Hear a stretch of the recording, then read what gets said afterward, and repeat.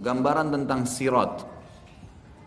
Sirat ini adalah istilah yang digunakan di dalam agama kita, sesuatu yang dibentangkan di atas neraka. Nanti di mahsyar pada saat timbangan amal sudah selesai dan orang-orang kafir sudah dilempar ke neraka, tinggal yang ada di situ di tempat timbangan adalah orang-orang beriman.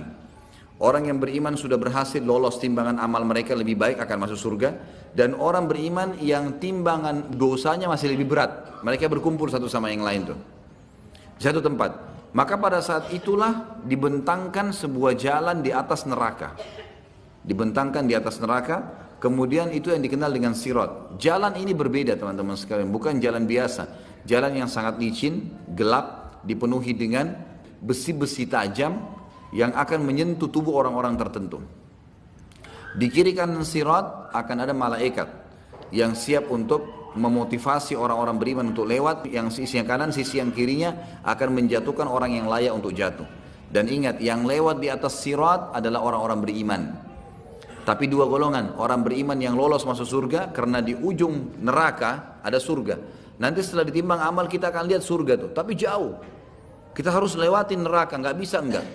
Ma minkum illa wariduha. Tidak ada seorang pun kalian kecuali akan melaluinya. Kata ulama tafsir adalah yang maksud orang-orang beriman. Kita akan lewatin neraka, pasti lewat. Dan kita akan melihat bagaimana neraka itu. Panasnya akan kelihatan, teriakan orang, siksaan dan segalanya itu dibentangkan di atasnya. Jadi ibarat kalau bangunan besar, maka ada lubang di atas neraka itu, ada sebuah lubang yang besar yang memang dari situ akan dicemplungin dan dimasukin orang-orang ke neraka, lalu para malaikat memasukkan mereka di pintu-pintu masing-masing dari 7 pintu neraka. Itu akan dimasukkan sesuai dengan siksaan mereka masing-masing, wa na'udzubillah. Nah, nanti kan dibentangkan sirat ini, kemudian akan ada golongan yang beriman yang lolos memang, baik karena tidak timbang amalnya lagi, para nabi-nabi, para syuhada, orang-orang soleh yang Allah karuniahi memang luar biasa, waktu yang dipakai untuk ibadah terus dan maksiatnya dia bertaubat. Kemudian anak-anak muslim mereka akan lewat sangat cepat melewatin sirat tersebut. Dan ini umumnya melewatin sirat seperti cepatnya kilat. Kemudian akan ada yang cepatnya seperti kuda, menunggangi kuda, ada yang seperti berlari, dan ada yang berjalan dan dia terkoyak tapi selamat. Dan ada juga orang-orang yang merangkak dan akhirnya jatuh, Jadi ada orang beriman yang akan lolos sampai ke depan surga nanti, ada namanya kantara. Dan ada orang-orang beriman yang tadinya memang beriman, tapi mereka dosanya lebih besar, harus lewat neraka dulu. Mereka juga melewati sirat, tapi ini akan jatuh terlebih dahulu. Termasuk nanti akan ada orang beriman yang misal dosanya 100.000, pahalanya 100.000. Lalu Allah Azza wa Jal bantu dia, ya, disucikan, dihilangkan beberapa dosanya sehingga amal solehnya lebih banyak. Nah, dosa yang dimaafkan oleh Allah Subhanahu wa taala ini sudah cukup untuk mengkoyak tubuhnya dengan besi yang tajam di sirat. Dia akan selamat tapi akan terkoyak. Itu semua punya dalil. Kita akan jelaskan dalilnya. Dimulai dari surah Yasin ayat 66. A'udzu billahi minasyaitonir rajim. Walau nasya'u latamasna 'ala a'yunihim fastabaqus sirata fa anna yubsirun. Allah menceritakan tentang sirat itu, jikalau kami menghendaki pastilah kami hapuskan mata mereka, lalu mereka berlumba-lumba mencari jalan, maka bagaimana mereka bisa melihatnya? Saksi bahasan fastabaqus sirat.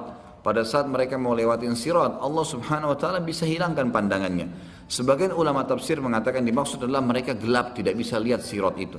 Sebagaimana dijelaskan dalam sebuah hadis, sirat adalah jalan dibentangkan di atas neraka Jahannam, Allahu a'lam berapa panjang, karena neraka Jahannam ini luar biasa luasnya. Dan itu gelap dan sangat licin. Kita dengarkan penjelasan Nabi SAW di dalam hadis yang cukup panjang. Hadis ini riwayat Imam Muslim. Abu Hurairah meriwayatkan sabda Rasulullah SAW, Allah akan mengumpulkan manusia lalu kaum mukminin berdiri hingga surga berada di dekat mereka, kelihatan surga. Ini orang mukmin yang lolos masuk surga nanti, atau ada orang mukmin yang masuk neraka dulu, semuanya akan berdiri hingga surga berada di dekat mereka atau kelihatan oleh pandangan mereka. Lalu mereka mendatangi Adam seraya mengatakan, wahai bapak kami, mohonlah kepada Allah agar dibentangkan surga, bukakan surga itu. Ada jalan sebagai sana, tapi tidak bisa. Mereka lihat sekitarnya nggak ada jalan. Ini neraka, harus dilewati neraka baru sampai ke surga. Maka mereka berkata semuanya, wahai Adam, engkaulah bapak kami, bukakanlah surga untuk kami. Ya. Artinya minta kepada Allah agar dibentangkan surga dibuka dan kami bisa jalan menuju ke sana. Adam alaihissalam menjawab, tidakkah yang mengeluarkan kalian dari surga, melainkan karena bapak atau dosa bapak kalian, Adam, aku tidak berhak untuk hal itu. Pergilah kepada anakku Ibrahim, Khalilullah. Beliau pun melanjutkan, kata Nabi SAW, maka Ibrahim mengatakan, aku tidak berhak akan hal itu, aku hanyalah Khalil, kekasih semasa di dunia, tapi di akhirat tidak. Cobalah pergi kepada Musa yang diajak berbicara oleh Allah secara langsung. Mereka pun mendatangi Musa AS, maka ia mengatakan, aku tidak berhak akan hal itu, pergilah kepada Isa. Kalimatnya Allah dan ruh darinya, karena tidak ada sperma, tapi langsung menjadi manusia, maka dikatakan ruh dari Allah Isa AS. Isa mengatakan aku tidak berhak akan hal itu. Akhirnya mereka mendatangi atau datang kepada Muhammad SAW, maka beliau diizinkan serta amanah dan kasih sayang didatangkan. Lalu keduanya berdiri pada dua sisi sirat, sebelah kanan dan sebelah kiri. Orang yang pertama dari kalian berjalan seperti kilat. Abu Hurairah mengatakan, aku mengatakan ayah dan ibuku sebagai tebusannya wahai Rasulullah. Bagaimanakah jalan seperti kilat itu? Golongan pertama yang lewat itu akan seperti kilat, dan ini para nabi-nabi, para syuhada, ya, orang-orang pilihan yang masuk surga tanpa hisab, termasuk anak-anak muslim yang meninggal sebelum balik, mereka akan melewati sirat seperti kilat. Abu Hurairah bertanya memastikannya, Rasulullah, bagaimana sih jalan seperti kilat itu? Saya ingin memastikan gitu. Lalu beliau menjawab, apakah kalian tidak melihat kilat bagaimana ia datang dan pergi dalam sekejap mata? Lalu kata Nabi SAW, kemudian ada golongan kedua yang akan lewat seperti burung yang terbang. Dan ada yang ketiga seperti laki-laki yang berjalan cepat. Amal-amal mereka lah yang menjalankan mereka sesuai dengan keadaan tadi. Kalau amalnya luar biasa, mereka seperti kilat.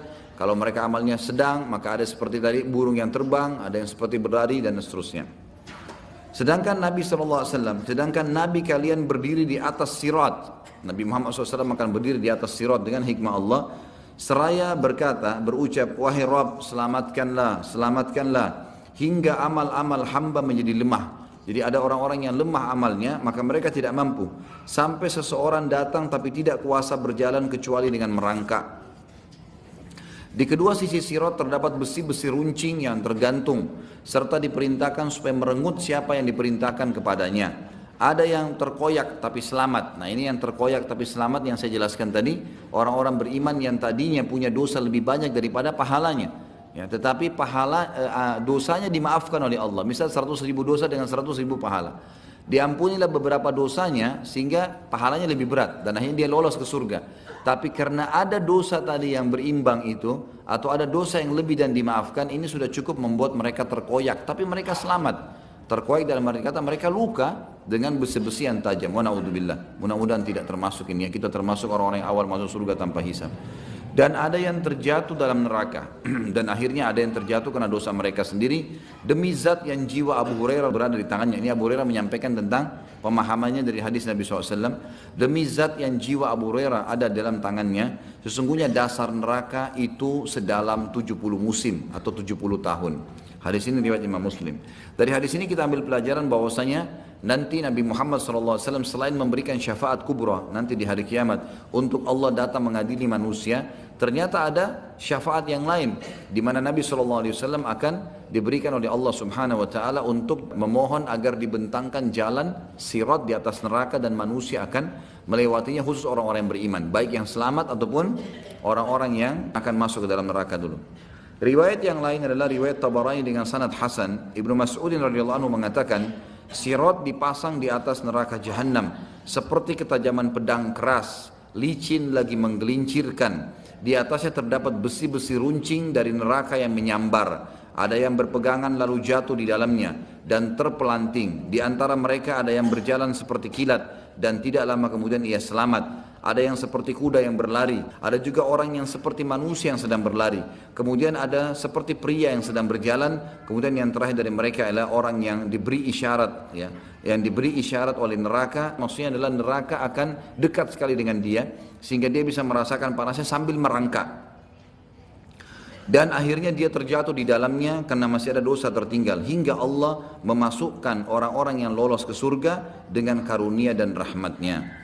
Hadis ini melengkapkan hadis yang sebelumnya tentang masalah ya bagaimana orang-orang melewati sirat nanti akan lolos ke surga sampai hisab, dan juga orang-orang yang harus melewati neraka dulu.